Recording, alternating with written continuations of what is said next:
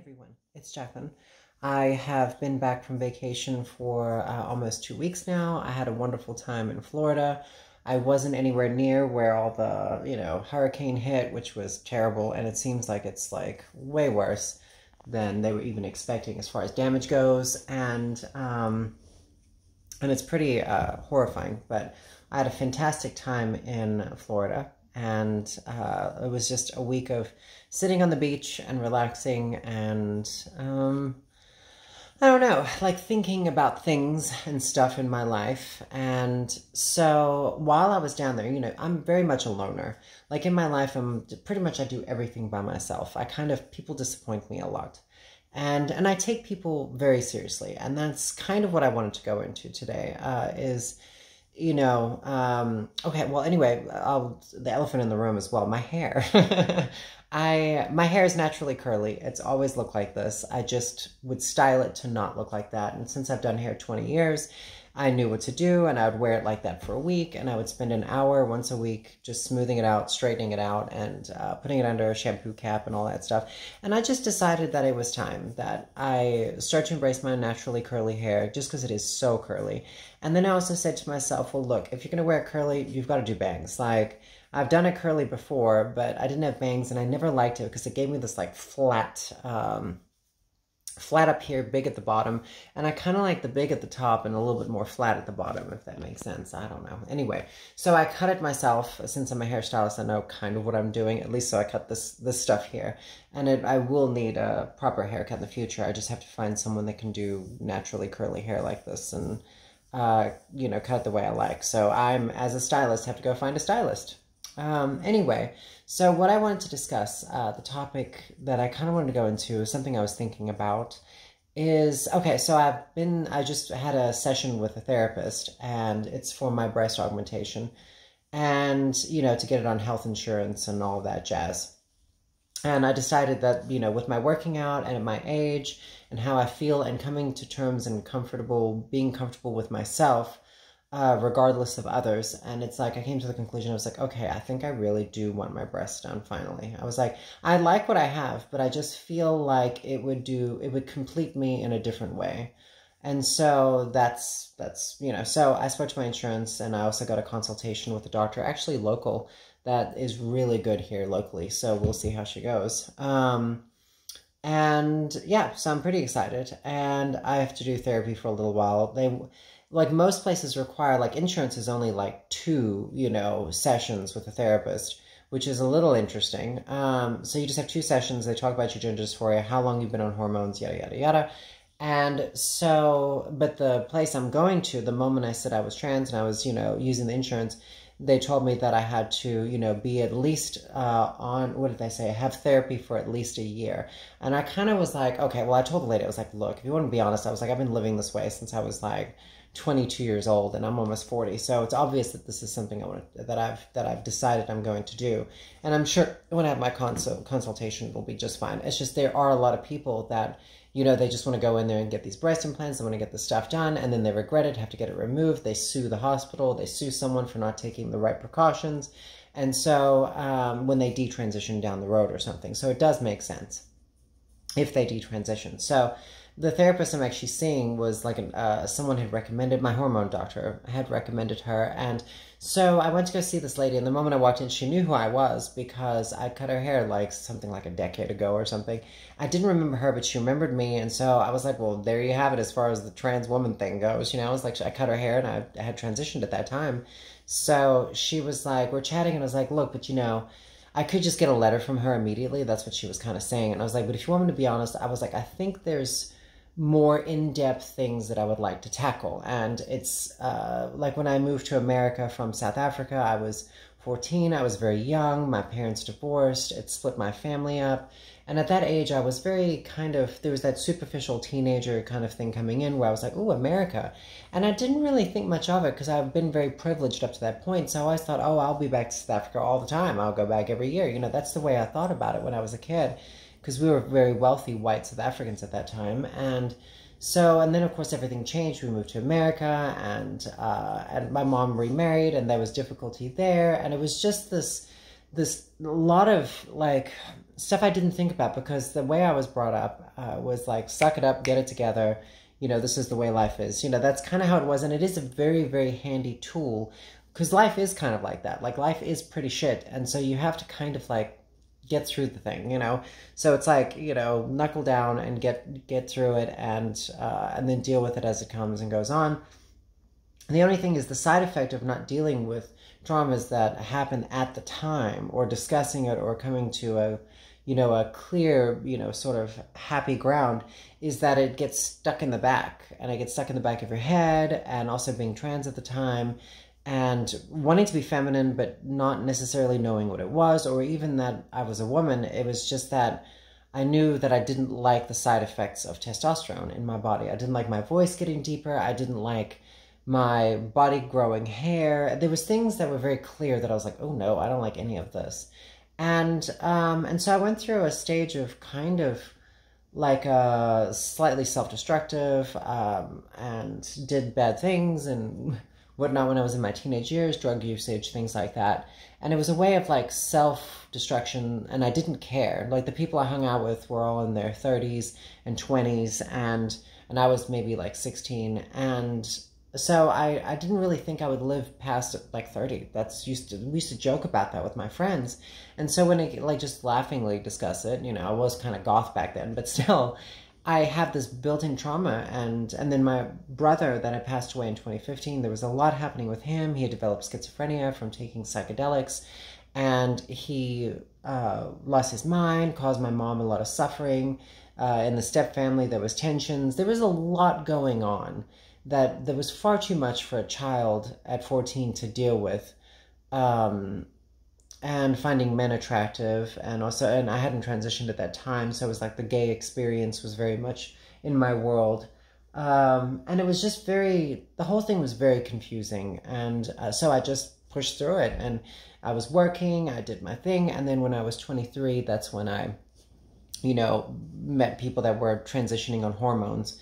And that changed, and I'd known them before, and it was like, okay, so the door was there, it was available, and I decided to walk through it, and that's where we are today. And I've just been walking through it, just constantly going, and I've even gone down a slightly masculine path lately, where I'm working out, and I love my muscles, I love the way it looks. I have this thing for, I have this thing for having that athleticism, and I don't know. So life changes, but you store up all the stuff, and if you don't deal with it, it comes out in different ways. And that's, in my case, it's anxiety, depression, and almost like a claustrophobia sort of thing. It's like anxiety. It feels like that. And so I just keep working hard. I keep working out. I work harder at work. I have 2 jobs. I go, it's like I'm trying to do everything I can that is in my control to control all of that. And it doesn't necessarily address the problem. So it stops you from enjoying yourself.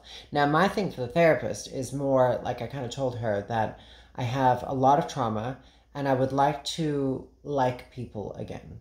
And so I think she was confused. I was like, look, even if I take things so seriously, I take people so seriously, and when someone does something really shitty, I write them off immediately. And then I start to see those traits within everyone, because everybody has shitty traits.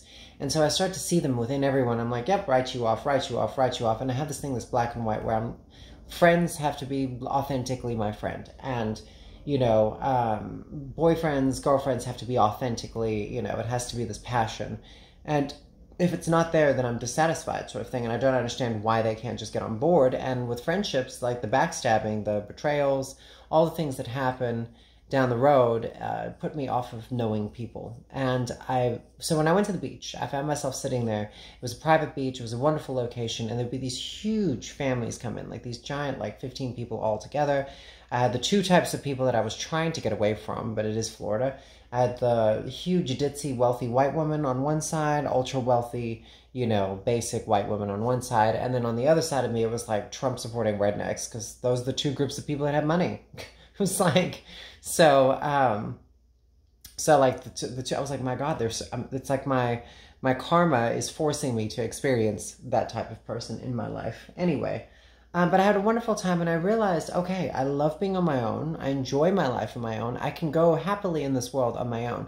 But there was something missing, and I think it was the family aspect. When I was on the beach, I was like, I'm missing that connection with bonded family members sitting on the beach, because I used to live on the beach and we used to go to the beach all the time, and we were in that group.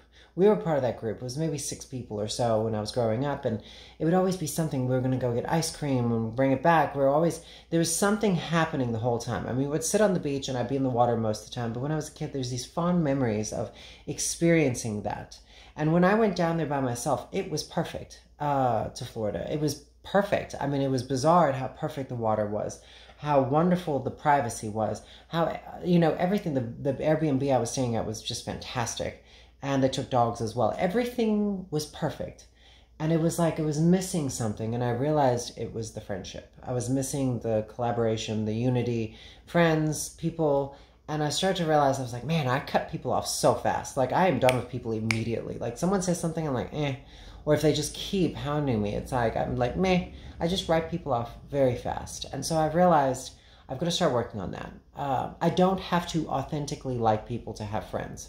I know that, to me, that sounds crazy. Because I'm like, you have to authentically like people. That's why I'm a progressive. I hate Democrats and Republicans. Because I'm like, I'm not negotiating with these people. Like, why would I negotiate with liberals when all they do is pander to Republicans? And why am I going to negotiate with Republicans when all they do is care about rich people? And I'm like, I just don't understand why. So see, that's why I'm black and I'm white. And I wish I could have some kind of peace within it's hard finding friends. I mean, I have y'all and I have my clientele, which I love, and I do their hair, and there's almost 200 of them. I think there still is 200.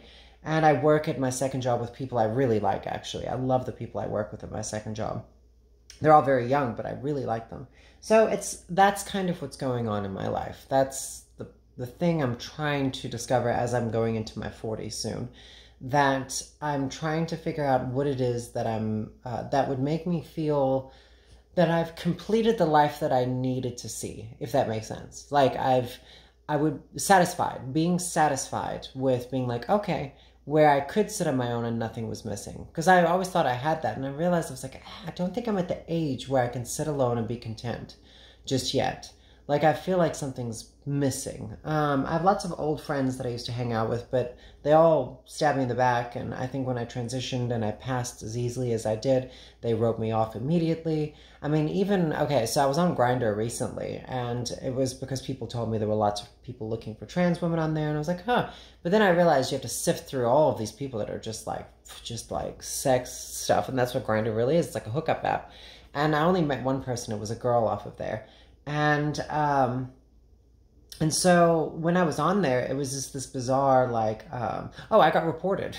I got reported, and I don't even know why. Like, my bio had something in it, supposedly someone reported it, or multiple people reported it. So they said they have to review my account. And I was like, who would report that? And I realized there's a lot of trans women on there that are working for money. And I know a lot of these girls, and I'm like, oh, well, it's like you can't win. Like, there's even trans women against trans women. And while I was sitting on the beach in Florida, I looked at all these people and I was like, all these local people here, which weirdly look like the people from the Ozarks. I don't know how that works out, but they do. They look like they're all Florida. Florida's weird, man. Anyway, so in Florida, it was like all those people there voted to get trans people kicked off of healthcare, And so you're in that crowd, that conservative crowd, they see me as crazy, but yet all of their husbands are looking at me while their wives are looking away. And if they found out I was trans, it wouldn't change anything. And that's the thing that gets me. It's like, why would I be friends with people that would vote against my own interests? Or why would I negotiate with, it's like, it's quite, and everybody else is doing it. Everybody else is negotiating. You watch people have conversations, friends, and you really watch them. And you're like, they don't really probably even like each other. And that's something I need to work on. I need to not even think about such things, because going through life looking at people that way is just brutal. So that's something I'm trying to work on. That's what I'm going to therapy for, is to try not to just write people off so easily. To see the bright in people. Because I have people that come into the salon, my clients, for years, and one of them dead named me. This was a while back, but she dead named me, and I looked at her, I was like, can you just not? We don't need to hear that name ever again. It's from a certain time period that I just don't like thinking about. And it was 15 years ago. Can we just let it go? She didn't even know me then. It was she didn't even know who I was, at the time. She just saw me from a distance. And it's like, It's like it gets drilled into their brain. It's very strange at how people are. It's like they're hardwired. Yet I'm trying to change my hardwiring to accommodate them. That's what I'm trying to do. And it's very difficult. And I feel like trans people, we've done so much to try and fit in, to try and negotiate with these assholes, and they never give us anything. So it's like leaning on each other. But when I lean on trans people, a lot of the trans girls I know see me as a threat, because I don't know why they see me as a threat. I don't know if it's a jealousy thing. I don't know if they're just, I don't know. I don't know what it is. Or like someone want to date me, but they're not my type, and then they take it personally, and then it's just a very strange world out there. Sorry, I'm petting my little dog. He's in my lap. Anyway, so that's what's been happening, and I thought I would give you all that little update, and you can share your thoughts or what you think about it below. I will be doing more live streaming soon. We're going to play Scorn. I think it's on October 14th. I think they lowered the release date, which is exciting. So Scorn on October 14th, I will be playing. And if I beat that game pretty fast, I think we'll just go ahead and switch over to Resident Evil Village after that. And then I really do actually want to get back into Elden Ring and play some more of that. Anyway, but I hope everyone's well. And I hope this message gets to you. And I hope my videos do something for you. I appreciate you guys, and I hope you all have a great day.